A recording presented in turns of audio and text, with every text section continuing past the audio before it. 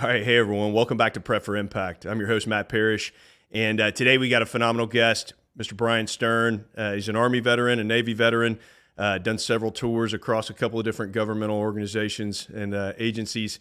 And today we talk about his sort of maturation, his career, some of the experiences and perspectives that he learned during his time, but also we talk about his new venture, Project Dynamo, that specializes in rescuing Americans from denied areas, whether that's Afghanistan or Ukraine, Sudan, some of the wildfires in Maui, now Israel. He's got a really cool perspective of having, formatively grown up within the special operations landscape and now being able to use some of those same attributes and techniques to help Americans across the world.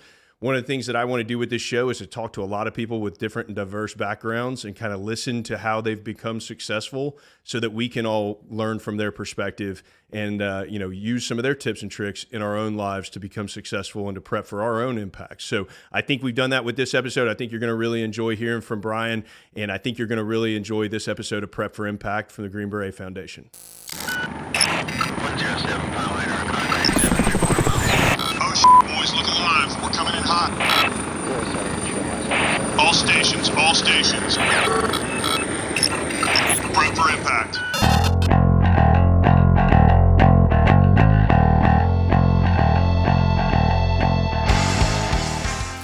All right, hey everyone, welcome back to Prep for Impact. As you heard in the intro, got a great guest for us today, Bryan Stern. Bryan, good to see you, man. Thanks for coming in. Thanks for being here. Thanks for having me. Yeah, man. Well, you've been all over the world. I'm glad we've passed a few times. I'm glad we got a chance to sit down in person and chat. So if I'm listening to Prep for Impact, I don't know Bryan Stern. I don't know Project Dynamo. Give me a little, kind of bio background, especially military career, kind of before Dynamo. Like, what was the formative things from your service that made you want to start something like Project Dynamo? I started off life in the Army, wound up in the Navy, Yeah. which is kind of weird. I started as an infantry guy for like a minute. I don't even claim it. Including infantry school. My time in the infantry can be measured in, months, maybe. I got picked up into Army Intel and became a CI guy, a counter intel guy. Yeah. And really fell in love with it. I'm dual trained. I'm a counter intel guy and a human guy. Yeah. But I am much more of a CI guy than I am of a human guy. Yeah. The real big difference between CI and human, just as a matter of background, is human intelligence is about the blue forces understanding red forces, right? Where are the tanks? Yeah, good guys understanding the bad guys. Yeah, it's interrogatives. Yeah. It's an intelligence collection function is what human is.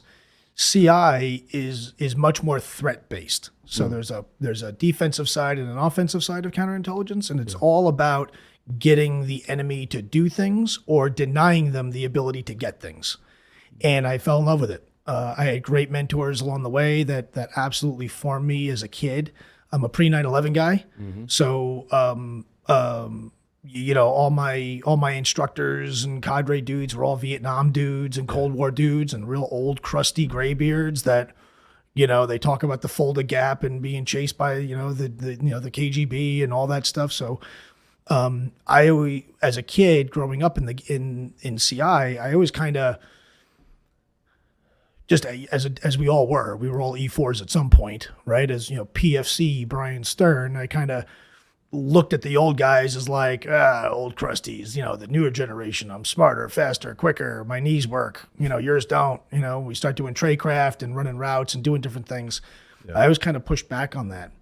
And, but it served me so well 25 years later. Those tactics are exactly what I use today in Dynamo. Yeah. And I took that through my whole career. So a lot of guys are classically trained. There's a lot of guys like me that are what we call classically trained, where our mentors and our cadre dudes are really old and taught us the old school way. What if batteries die? What do you do without laptops? What do you do without comms? What do you do? How do you communicate with sources using hand-arm signals, which they don't even teach at the schoolhouse anymore? And I'll tell you, I used that stuff in Ukraine just last year. Yeah. So I kind of teetered between the strategic world, which is, like plainclothes stuff and doing kind of cool things, and the tactical world, depending. I worked all over the place. I've worked in 68 countries. I've worked everywhere. And for me, I'm a terrible soldier, horrible. In PLDC, by PLDC standards, I'd be what you call a leadership challenge. And I'm not a rebel by any means, but I'm creative, which doesn't always work in the military context. You see it a lot in SOF, but in the darker side of the intelligence community, very often you're, one guy, two guys, three guys, small teams doing weird things in weird places without support, without a flagpole. You got a boss who's usually might be good, might be bad, 50-50, depending. And right? usually far away. Often far away, often far away, or often unplugged. And in the dark side of Intel land, deniability being important and just segmentation. Compartmentalization, authorities, right? All those different issues that you really don't see in the tactical world are the talk of the town on the strategic side, right? Yeah. So, surveilling a target in Kabul, where ISAF is there and resources are there and QRF is there and all the things that you have are present. But you don't have that in Guatemala. Mm-hmm. You just don't. And so I did that for for my whole life, my whole adult life. I really don't remember a time, honestly. My little pea brain, doesn't really remember a time where I kind of wasn't in that world. I had this awesome instructor by the name of Mike Wall, awesome dude who passed away a couple of years ago. And he's retired as a CW4 and then stayed on as a contract instructor dude. And this guy knew everything about everything. And he always said that true CI guys are born. It's innate. It's part of your DNA. You go to the schoolhouse to learn the report format and to refine your skills. Sure. But you are what you are. And I never really subscribed to that. But now as an old guy with gray hair, it is the God's honest truth. Yeah. So I've worked in different agencies, a lot of things we don't talk about. Yeah, I was going to say, there's, and if you listen to Softcast or any of these, there's always going to be things that we can kind of skirt around, right? Yep. What's interesting to me, we were just in episode 8 talking to Chris Robinette, who had a similar experience of basically coming from the officer side. He was in conventional and was basically like his battalion commander was like, all right, if you stay any longer, like we're either going to kill you or you're going to kill us kind of thing. Like, because he wanted to be creative. He wanted to do all these things. He wanted to have the latitude to be able to kind of, and basically one of his leaders was like, hey, there's a place for that. Like go through the Q course, become special operations, like have, and it's not that, sometimes you say things like that and it makes it sound like, oh, we're just like seat of our pants, whatever. It's the opposite. It's usually by necessity. We're out somewhere. Yep. And it's like, like I always say, if there's already an agreed upon solution, you probably don't need soft there. It's you're sending us because it's like, hey, we don't know what to do over here. Like it's called special for a reason. Send a couple people over there. They'll either fix it or tell us how to fix it, and we'll figure it out, right? And so I think that's what appeals to a lot of us about special operations. Yeah. Like it's not to beat your chest and like, oh, I have this tab or this or whatever. Like that's usually for most guys who are good at this stuff, that's not really the thing. It's they want to be able to, like you did for your career, go out and figure out ways to make things happen and to engage creatively on problem solving, right? And I think it benefits when you get out and you start doing other things like like Project Dynamo. If you have a career worth of trying to figure out hard and complex problems and not having easy solutions to them, strangely, I'm at home in this environment. It helps you later when you start trying to rescue Americans in places where no one else is going, right? Yeah. So as you start getting towards the end of your career, right? Because I want to get to some of the stuff you've been doing recently in Dynamo. As you start getting into that, what was your decision? Everybody's got a decision point on like, am I going to keep on doing this? Is it time to do something else? Sure. How did you kind of get to that point? I was in a really awesome command in Virginia Beach, and I was the head of counterintelligence of all the cool things at this really cool place. Mm-hmm. And we were doing really good things, but I'm like a cockroach. I don't really like attention. Since prior to Dynamo, I had no online profile. No one knew who I was, none of that stuff. And frankly, that's how I like it. Yeah. That ship has sailed, trying to raise money and do donations and stuff. But I was never one of these guys that were like, look at me. I wanted to, again, in CI land. Yeah, I was going to say, it's incongruent with Right. trying to be under the radar. Right. And my specialty is commercial operations and non-attrib and misattrib ops. So by default, I never was into that. And we don't have a tab to wear or a beret to wear or a trident or a pin, where, you see like case officers, regular straight human case officers are, like they have good language and are really smart and they're kind of whatever. CI guys, good CI guys are like, foul-mouthed NYPD detectives that, we drink too much, our marriages are screwed up, we're minor sociopaths sometimes, all kinds of other issues that you don't really see as much of that in the regular soft world. Yeah. So I was at a really cool place and doing really cool work, but it had gotten a little popular, and we're on the top of the world. And I never wanted to be a boss. I never wanted to be an admiral or a general, or I'm a small unit guy. And honestly, I like to work by myself. Yeah. So it was, what do I do? It's a good time to go. There were a lot of challenges happening at this at this time, at this place, that were frustrating for a lot of people. That led to all kinds of second and third order effects. Things like books and movies and things that I just, why, right? Yeah. So it was a good time to leave. It was a good time to leave. I had done some contract work with some different agencies, and as a CI guy, my old boss, my old boss is currently the CGA JSOC, Admiral Bradley, who's one of the best leaders I've ever worked with, one of the best bosses I ever had, maybe the best boss I ever had. He's one of the smartest people I've ever met in my life.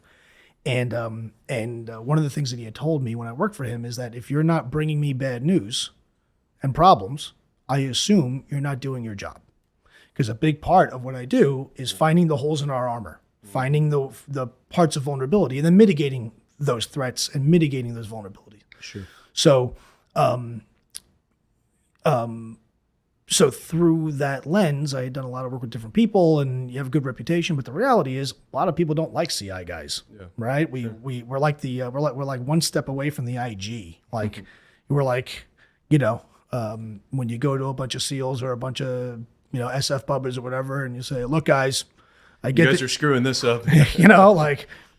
Last time I checked, you want this to work, and I get that you can snipe me from 2 miles away. That's awesome, but that's not what we're doing here, guys. We're doing something else. So sometimes those can be very frustrating conversations. I'm not a SEAL. I'm not a BUDS dropout. Contrary to what I didn't go to BUDS and break my leg and find my way into intel like a lot of guys do. I'm a very, very, very proud CI guy. I love it. It's my passion. And a lot of guys look at that kind of odd. Like, why wouldn't you want to go to BUDS, or why wouldn't you want to go to the Q course? I'm like, I don't know. Carrying a telephone pole sounds like crap to me. Like, I don't know. Cold, wet, and sandy. Isn't that your guys? It's an interesting point, though, because like a lot of times we realize how, there are those people that tried to be whatever, and it didn't work out, and they become whatever, and a lot of them are great. And then there are a lot of guys like there's a couple of other enabling sort of jobs that are always in, again, kind of speaking around a few of those things. And some of those guys and gals who are like born and bred, like that is their thing, are so valuable, right? Because they are fully committed to that, and they have no intention of doing any of the other stuff. And that's great. We don't need everybody to be like one thing. And it's funny when you work more on like a task force and joint level, and you start seeing some of the really amazing, like, parts and pieces we have of the national security apparatus. We need those people to be just as bought in that they're CI as I am as being a Green Beret or whatever else. And, it is funny because like as a newer guy, you'd be like, well, why wouldn't you? It's like, hey man, this is me. This is what I do. This is what I get up in the morning. This is I'm happy about it. And we need it. Hey everyone, I'm proud to partner with the Green Beret Foundation for Prep for Impact because I've seen firsthand the work they do with Green Berets, their families, caregivers, and survivors. Across all of their pillars of support, they support Green Berets across casualty assistance, health and wellness, Gold Star and surviving family members, and Next Ridgeline transition support. I encourage you to visit greenberetfoundation.org for more information. Spec Ops Tools is a different breed of tool brand. They produce premium, innovative hand tools by leveraging the dynamic strengths of their veteran team and leadership. In addition to staffing vets, Spec Ops gives a part of every sale back to extremely worthy veteran service organizations. Producing elite tools is their business, and supporting American service members is their passion. Go check out Spec Ops Tools today. I used to always say, in Virginia Beach, there's two sides to Virginia Beach, where White's off is and Black's off is. Yeah. And you go to some of the bars, and all the girls, they know what unit you're in based on the watch that you wear, right? And they can tell, right? And I used to always say, I don't want to be part of the big watch club. I used to get them. I used to get a new watch all the time, and I'm like, I could. Yeah. The space shuttle can read the numbers off this thing. I like to wear I don't like batteries. Yeah. I'm so paranoid about technical surveillance. I wear a mechanical watch. Yeah. So as you make that decision, you jump out. Yep. Obviously, you're not straight into Dynamo. You do some other things. But give me kind of the nascence of Dynamo. I stay in the reserves. Yeah. So what I do is I stay in the reserves, and I'm still in the reserves, even though the Navy is trying to chase me out, which is really stupid. That's a whole other thing. Really dumb. I stay in the reserves, and then I start a couple of businesses and start consulting for some people. And my specialty is commercial operations. Mm-hmm. So in the business world, a lot of guys in government really don't work unless you're in the acquisition world and you're buying and selling military hardware and stuff. But your average operator guy, your average case officer, they don't really know business well. They don't deal with that. Well, that was kind of my specialty. That's what I was gravitated towards, because it was really far away from colonels and generals and flagpoles, and it was always cooler, I found, and more dangerous because there's no net. So that sucks. But at the same token, a lot more freedom of maneuver, right? The embassy-based folks who are, government affiliated, who go out and recruit assets, I always looked at those guys with awe. I suck. I could never say I'm with whoever, and I'm a government guy, whatever I'm saying to people. Trust me, be my friend and let me recruit. Like I would struggle with that. Whereas as a business guy, I could say, well, you have a trucking company. I have things to sell and to move. Let us be friends, and now we can do things together. Right. And all kinds of beautiful collection operations can happen in area denial stuff. So I stayed in the reserves, was also in business, helping out high net worth people, businesses with their problems on a very global scale. Yeah. And then I would jump in and out doing tours and stuff. And there's not a lot of guys that know how to do commercial well. There's not a lot of guys. They just, you don't learn this stuff at Buds, the Q course, sure. Right? Even in the Dynamo context, where we charter airplanes and fly them into all kinds of crazy places. And a lot of guys are like, oh, well, I've got 15 deployments to Afghanistan and I killed 10,000 Taliban dudes. That's awesome, bro. I've chartered 300 planes in my career, something like that. All kinds of weird stuff, logistics stuff, all kinds of weird programs. So all that led to, I was the J2X of SOC Cent under General Nagata during the rise of ISIS and the fall of Yemen. Job security for lots of people. You're welcome, everyone who's listening. I worked at, I did some tours at some different agencies, and I got really into this thing called NAR, non-conventional assisted recovery. The textbook model of NAR is like a down pilot in the middle of Iran. Yep. And, what do you do, right? What do you do? You can't send a trap team. You can't send JSOC. You can't send this. Planes can't get in. Helicopters can't get in. What do you do? And it's either die in place or pray that there's a network there. And all NAR really is clandestine human and physical infrastructure. The methods that NAR guys use look a lot like human, but a good NAR asset actually has no foreign intelligence benefit whatsoever. Right. If he's a taxi driver who's responsive to communications and I can teach him, train him, mold him, if he gets some intel, that's awesome. But what I need him to do is make contact with the down pilot or the asset that's on the run or whatever it is. And the less he's poking around other things, the less suspicion he is. So the longer he's the more benign, and normal. Normal benign stuff. So handling those kinds of guys in a non-attributable way, hiding the hand of the government. Right? We don't want them to know exactly. They know a little bit depending on where they are in the movie, but I got really, really, again, it's really hard. I earned my bones doing working underground facilities, which is the hardest target ever, right? Yeah. I mean, trying to characterize and understand the construction of a, Iranian nuclear command and control center in the middle of a mountain somewhere, those kinds of problems, that is not talking to Booger Eater number 6 on downtown Kandahar. Hard targets. And that's kind of where I earned my bones in this space, and it's all business. Yeah. So I would target construction companies. I would target all kinds of industry people to be able to understand what's inside the mountain or whatever it may be. Fast forward from a NAR perspective, it's kind of the same idea. It's all business. It's all, husbandry agents, port pilot, tugboat captains and taxi drivers and all kinds of weird things, warehouses, all kinds of things that need to look and smell and act exactly how they're supposed to look, act, and smell until it's time to use it. Yeah. And those things have to sit there and bake for years. And they have to be managed. They got to be, how do you pay for that? How do you create business for a warehouse? Right. And that warehouse needs to be where I want it to be, not where they want it to be, based on planning. Right. So I became a real big NAR guy. I'm one of the few guys that have actually done NAR for real. A lot of guys are qualified to do it. It's a whole different schoolhouse thing. Yeah. But one of the few guys that have actually done NAR for real, live operations, which is essentially what Dynamo ultimately became. We're a denied area rescue organization. So we work where no one else can get to. Well, that sounds a lot like NAR. The difference is I don't got $30 billion, $40 billion of congressionally approved funding behind me.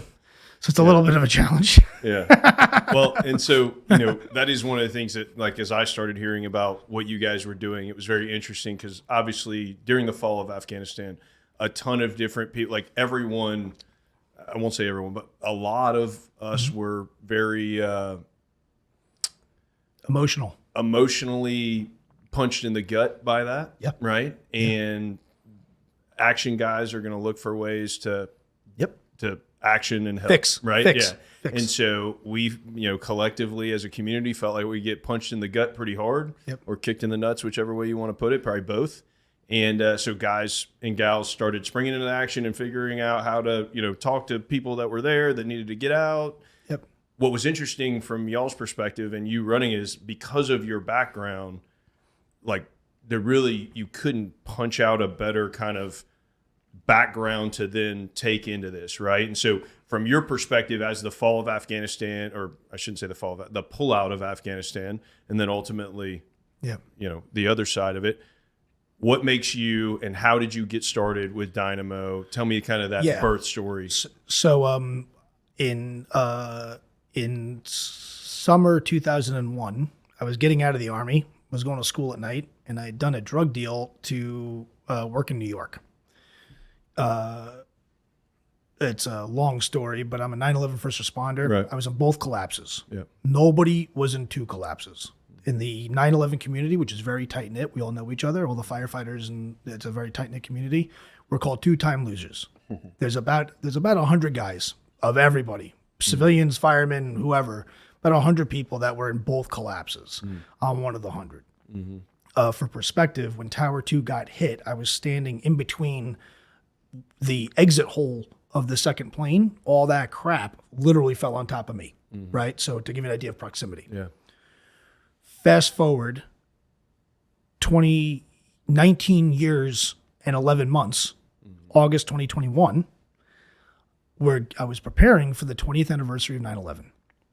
I'm giving a couple of speeches and keynotes and stuff. By now, it's been 20 years and a lot of guys got out. I stayed in, so I got just full of ribbons and all that stuff. So, throw on the pickle suit and do the thing, right? Yeah. I was in my living room here in Tampa, and I'm working on my speech, which is a very emotional thing for me, right? Every day, I live every day like it's September 12th. Right. I should have been dead not once, but twice, right? Before everybody started getting shot at and all the other cool things. Yeah. So I take it very, it's a very big deal in my life every day.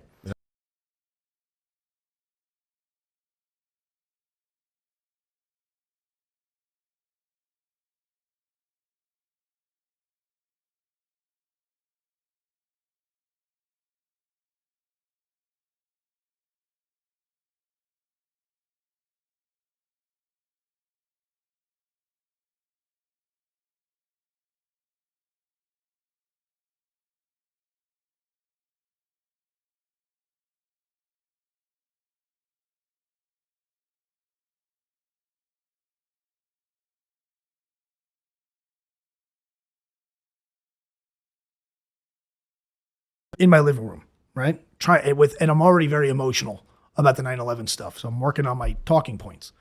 And breaking news, and it's a C-17 at Kaya, and I'm watching people fall from the landing gear. And I blew a gasket is what happened. I mean, I'm not really ashamed of it. I went beyond bananas. And I said, what planet am I on? I'm literally working on my speech about people jumping on top of me on the morning of 9/11, 20 years ago. The Taliban are back in charge. People are jumping to their deaths. I haven't seen this in 20 years. It screwed me up then. It screws me up now. I don't really have PTSD. It's normal to be kind of shocked by that image. Yeah. I don't think that makes me a weirdo. And I was like, screw this. Screw this. I'm not going to watch this crap on TV. I have a lot of friends in northern Afghanistan. I have a lot of friends all over Afghanistan. An old asset of mine had reached out. I handled him when he was a major. Now he's like a 2-star in the Afghan Air Force. We make comms. We come up with a very loose plan. And he says, basically, look, I have a bunch of aircraft. I'm loyal to you. My men are loyal to me. We're going to load our people onto these aircraft and meet me in Termez, which is where Friendship Bridge is in Uzbekistan. Meet me there, and we'll get back to work. And I was like, okay, game on. So I called a bunch of friends. This is, second week or third week of August. And all of us are in all these signal rooms. Everyone's trying to help. Everyone's trying to do things. And it was very new. And this whole digital underground, they called it digital Dunkirk. Right. This whole movement was everyone's trying to figure it out. Lots of people who are completely full of crap are involved in these rooms. Some really good dudes are involved. It's a mess. But I was like, this is what we're going to do. I call my friends. Okay, I'm like, this is what we're going to do. I'm going to get the band back together. Get my crew. We're going to pack our crap. We're going to do what we do best. We're going to get as close to the problem as we can possibly get, break some China, do the right thing. And I had pitched them. I said, no matter what happens, I had told them two things. No matter what happens, I got to be back by September 11th. I'm giving a speech in New York. This whole thing is over in 2.5 weeks, 3 weeks. Yeah, that was 2 years ago. Fail on the good, bad matrix. Not so much. And the other thing I had told my guys, and we had a very deliberate conversation about it, we had talked about who are we going to rescue. At the time, it was all about interpreters and judges and commandos and their families and all that stuff. We had a very deliberate conversation about Americans. Yeah. And my response was, that's not for us. I've worked in all the units that rescue Americans throughout the intelligence community and throughout the DoD community, all the cool places that do cool things. I've worked with or for all these places. That's not for us. That's them. Because why would we? Right. They get resource for this. Guys wake up every single day. I was on a beeper for 5 years for this crap, right? So that's not for us. 25 years in the intelligence business, I have never been that wrong on a call before in my life. I made a decision as the boss and said, we are not going to do this. I didn't want American PII in our database. I didn't want phone numbers and emails and passports and social security numbers and all that stuff. I didn't want American, an Afghan interpreter is one thing. Yeah. An American citizen, we don't need to do that. We launch forward, we jump the border, start doing things. A little complicated there. We won't get into all that. Yeah. But we get to Uzbekistan. We're on the border doing things and working. And at that moment, we were playing the same game that everybody was playing. Get people to Kaya. Right? Do the challenge password thing, a visual cue, an audio cue, whatever it is. Get people to Kaya, run buses, run this, run that. We have networks all over the place. We've only been there for 20 years, so we have a lot of friends. Yeah. Secretary of State Blinken gets on TV with Secretary of Defense General Austin, and they announce the last American boots on ground will be August 30th. As soon as they said that, we did a hold. I get everyone on signal. I'm like, we got to do a hold. And they go, why? I go, this party first. Now we're deep in, and we realize that it's a mess. Things are not going well. And I go, this party first starts September 1st. That's when this becomes hard. Anyone can do challenge and password to Kaya, to the gate, all the different, depending on who you knew and which gate you had access to. Anyone can get to Lance Corporal Snuffy, do a challenge and password while the C-17s are there and while the Marines are there and while the Army is there and JSOC and whoever else. Once all that stuff leaves, that's when this becomes hard. So we took a knee, did a compass check, and we had some very deep conversations about now what? And now what hadn't happened yet. But we knew it was coming. I was like, we have 2-3 days after the first, right? For some stragglers, the JSOC Bubbas or whoever, agency, whoever it's going to be, they'll be there for another 2-3 days maybe as some stay behind stuff. But by September 3rd, 4th, this is going to be a whole different animal. And clearly they're leaving people behind. Clearly. It's obvious. Right around that moment is when we started really looking at who's registering with us on our database. And we start seeing lots of Americans. Most tool companies try to be everything to everyone, but the result is just okay. That is why Spec Ops Tools focuses on 2 main goals: designing and building the best hand tools available, and supporting veterans in every capacity they can. You can have the most elite hand tools while doing good for veterans nationwide with Spec Ops Tools. Check them out today at specopstools.com. So unfortunately, within the Special Forces community, suicide has become an epidemic. And suicide prevention is something that we all want to take part in. And it's not just clicking through some slides on a suicide prevention brief. The Green Beret Foundation stood up Andy's Fund directly to try to address some of the underlying concerns like chronic pain, TBI, PTSD that previously weren't supported in suicide prevention programs. To learn more, please visit greenberetfoundation.org/Andy's Fund. We were funneling stuff to state, saying, hey guys, I don't know, they had this thing called CARE, which are good guys. I mean, people dump on them all the time. They have a very hard job. Your average State Department guy does not want to screw things up. They're as patriotic as all of us, but the policies and the bureaucracy and all the stupid government stuff gets in their way. Rarely can I say that I've met a State Department guy that I thought was working against us. Right. Happened. Yeah. But, they get a bad rap. Mm-hmm. So that's kind of how we started. That was really that was the true beginning of Dynamo as it became to be, is what do we do when there's no government presence? When the government isn't there for Americans, like now what? Yeah.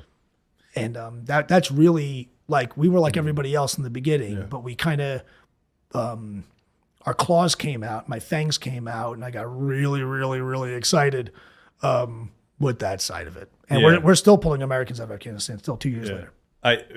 From the outside, before we really, started talking and all that stuff, what I saw from you guys from that was, like you said, everybody surged on that thing initially, right? And one of the things that was very interesting about Dynamo was it wasn't like, okay, we got as many as we could. All right, shutter the doors. We're back in it. Like, you guys had enduring commitment to that, and then started going into other places doing either disaster recovery, somebody gets hit with a hurricane, or, wildfire now in Maui, Ukraine, all these things. And it started being the opposite of what you had initially said. Like, we don't need to touch Americans. Now it's like, we are rescuing Americans. Like, correct. That's what we're doing. Right. And you guys have been able to keep that as a very central, easy to follow mission statement, and start doing that in different places, in my opinion, very well. Like, there wasn't a like, oh, why are they doing this over here now? It was like,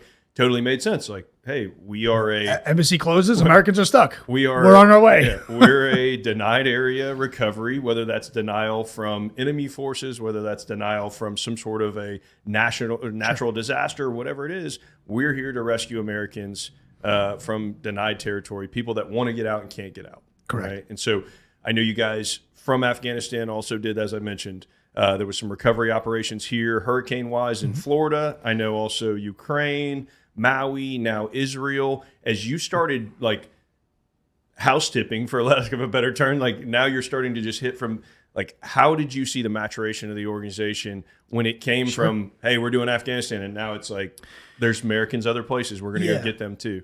So Ukraine as a problem set is where I would argue, we've kind of expanded. We haven't pivoted. We still are doing things in Afghanistan 2 years later. Still doing things in Ukraine almost 2 years later. Sudan is kind of atrophied because everyone that could get out either got out through us or other means. But Ukraine in particular was where Dynamo really earned its money, where we've broken Americans out of captivity from Russia. No one has gone into the CIA. No one in the history of agency. No one has gone into Russia and taken Americans from Russian control without giving up, an arms dealer, or money, or tractors, or something. I wish I had $6 billion to give. Our annual budget is like a rounding error of lug nut grease at the JSOC motor pool.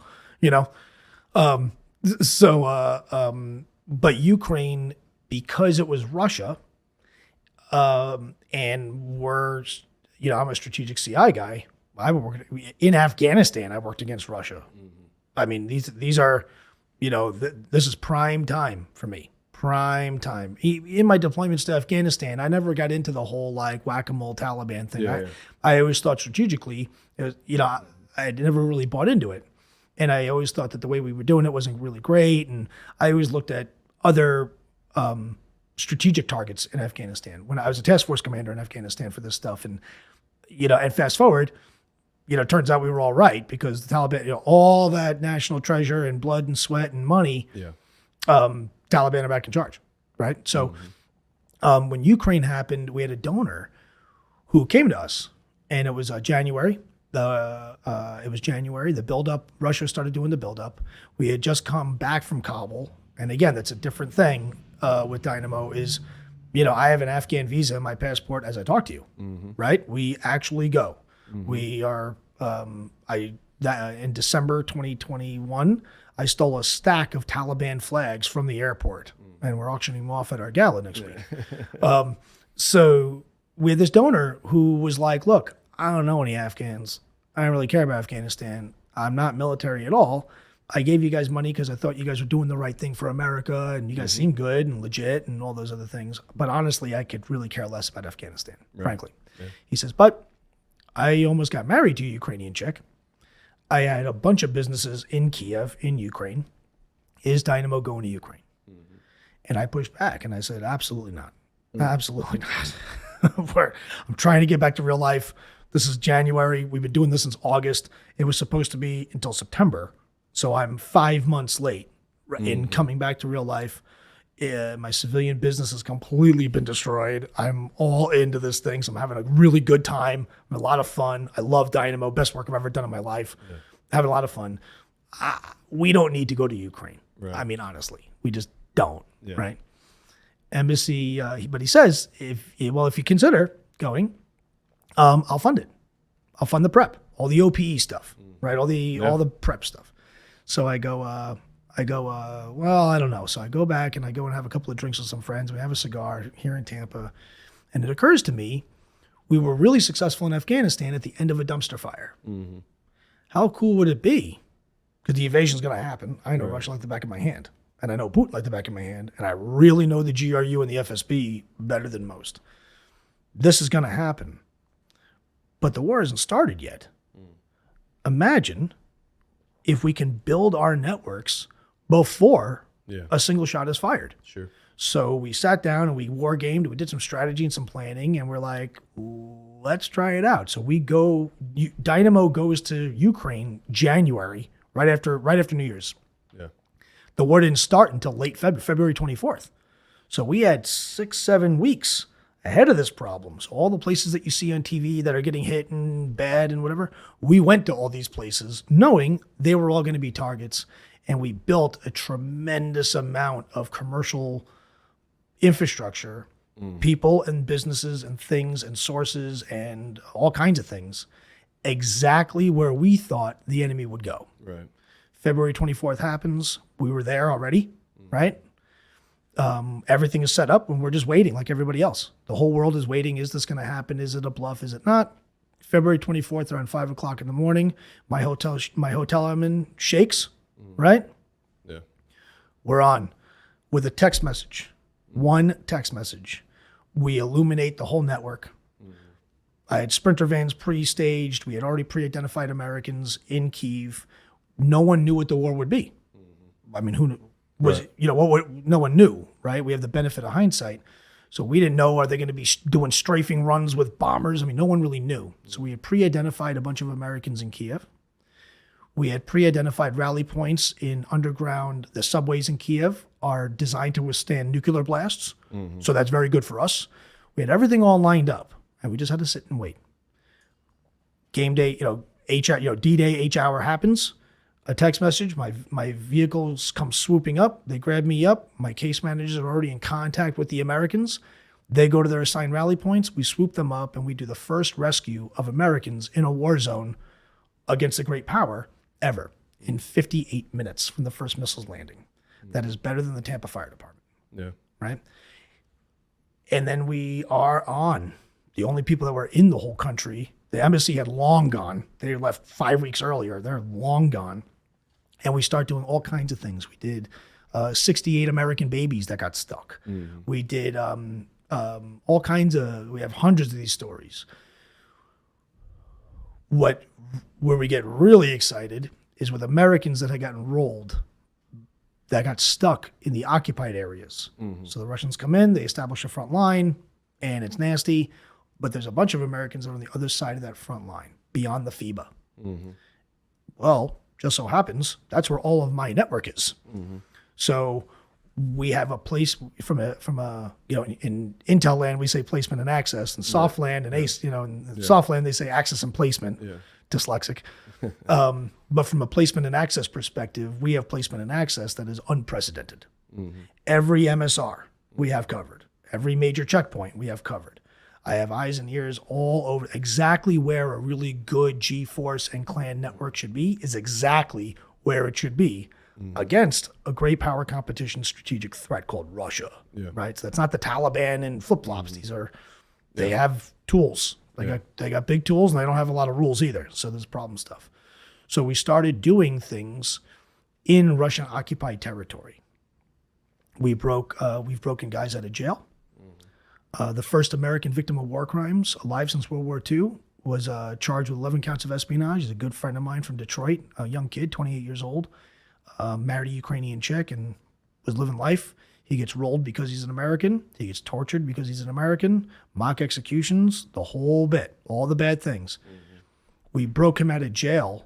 Today, the Russians don't even know how we did it. And what's funny is we film everything. We even, to rub their nose in it, we even disclosed some of that video and said, joke's on you guys. We went through 51 Russian checkpoints, and he didn't have a single piece of paper. Today, he's an escaped fugitive from Russian justice. Today. He wasn't released. We stole him. And from there, the Russians start calling me Amerikansky Volshebnik, which is the American magician. Because they, imagine, you have a guy in isolation in Tampa, held at the jail, and you go to bring him a cup of coffee and it's empty.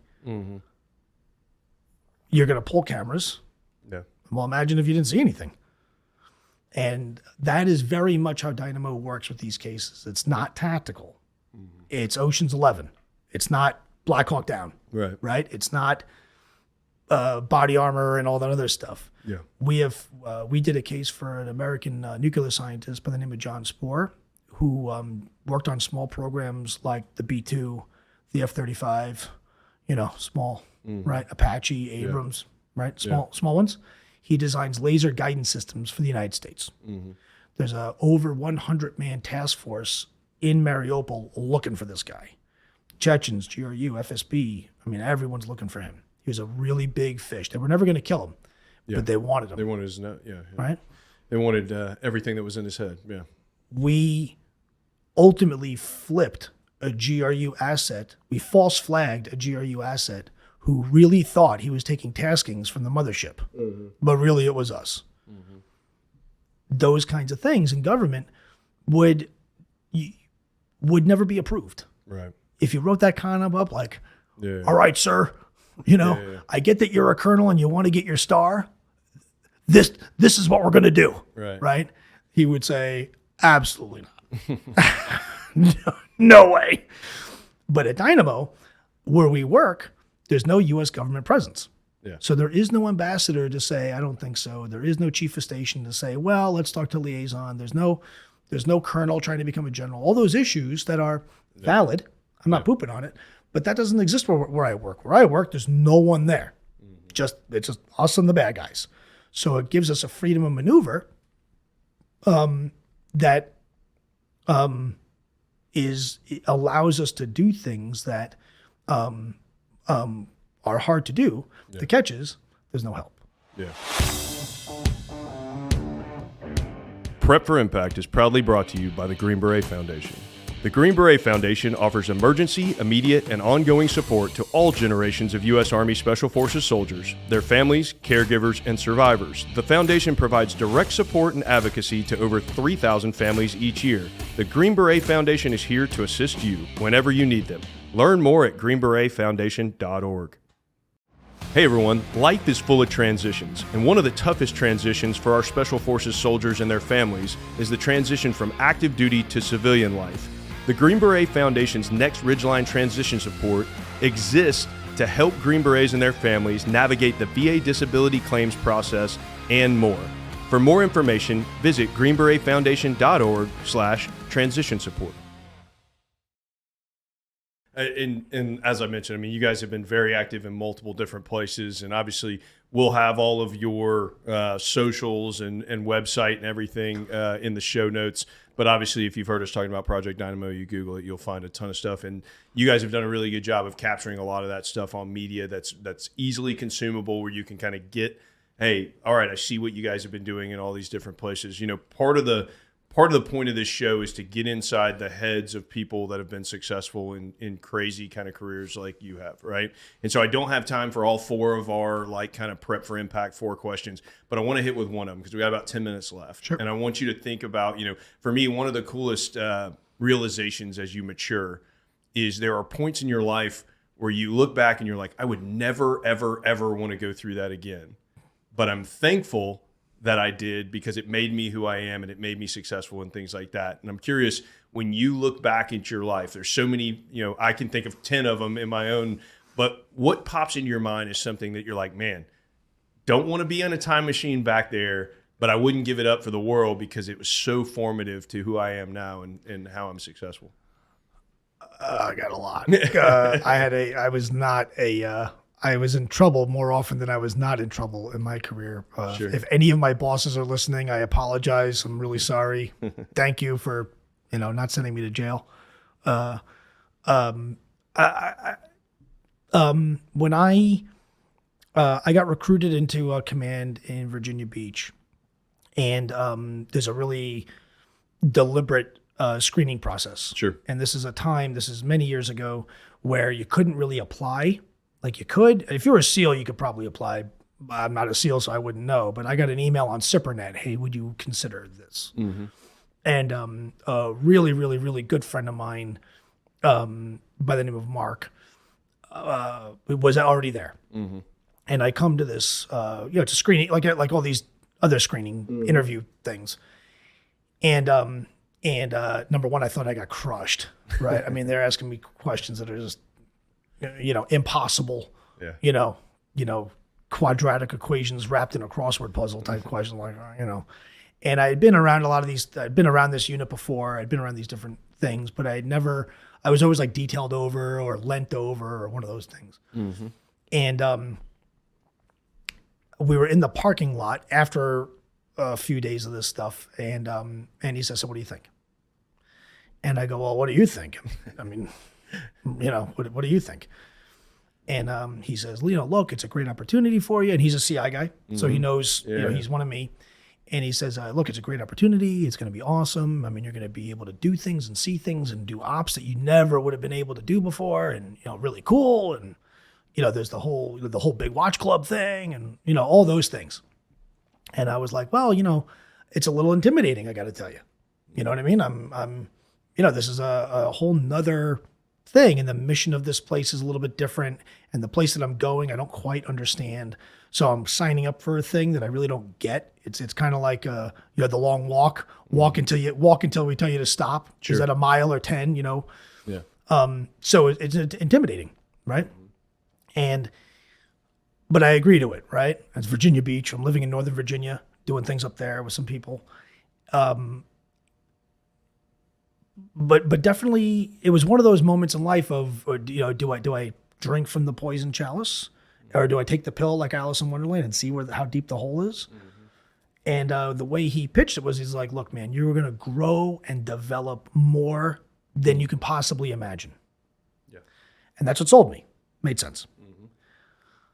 Okay, fine. I PCS down and I move and do all the things, and now I'm there. I show up to work. I show up my first day, and I got my sponsor. My sponsor meets me at visitor control, and I'm the new guy, and I'm excited, right? Because it's cool stuff. Yeah. I walk in, I talk to my new boss, and his first words were, "We've never had anybody like you before. We don't have a single CI guy here. The command has a CI, has this whole CI shop, but you're the first one that's part of a squadron. We don't know how to use you. I don't know what you do, so you need to build a program." And it occurs to me, my buddy Mark screwed me. I'm not going to develop anything, actually. I've been thrown to the wolves. Yeah. We had 14 E9s at the time or something like that. That's a good 13 too many. Yeah. Right. Guys that would wear medals that I would wear to bed. Everyone is just over the top rock star dudes. And I go from slightly intimidated to peeing down my leg. Yeah. Going, holy, number one, I've never built a CI program in my life. I don't even know what this place does. Where do I be? More so overwhelmingly, not scary, but overwhelming. Well, I thought I'd fall in on a platoon-size element of CI guys, and there'd be a couple of old crusties and a couple of mid-level guys, and I'd be the new guy, and I'd go to whatever, and like anything else. Sure. If you're a junior sniper, you go into the sniper cell, you're with a bunch of old snipers, and they teach you how to shoot better and all those things.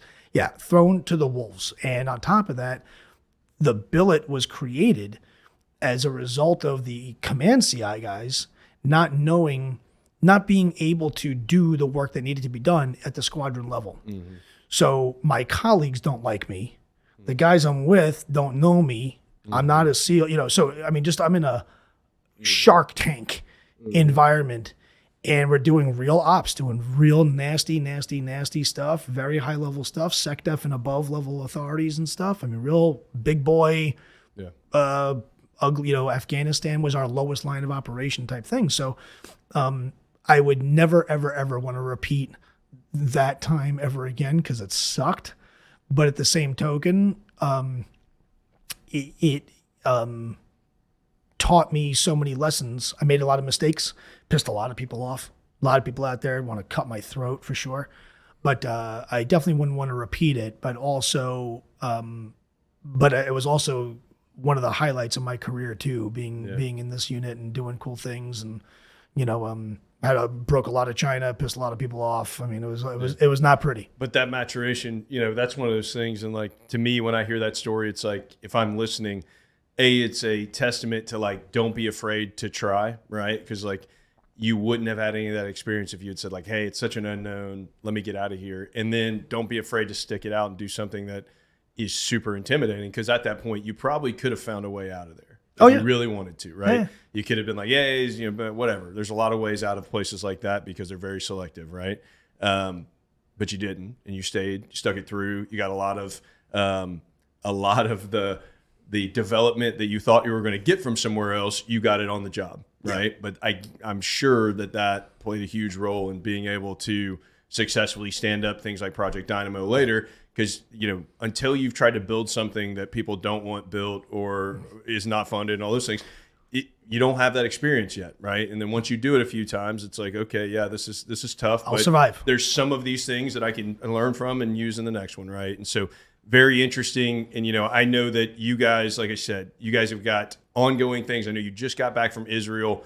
We're out of time, but if somebody wants to check out what you're doing, what you've done recently, what you guys have done in the past, what's the best way for them to check it out? We tell everyone, go to projectdynamo.org. We are entirely donor funded.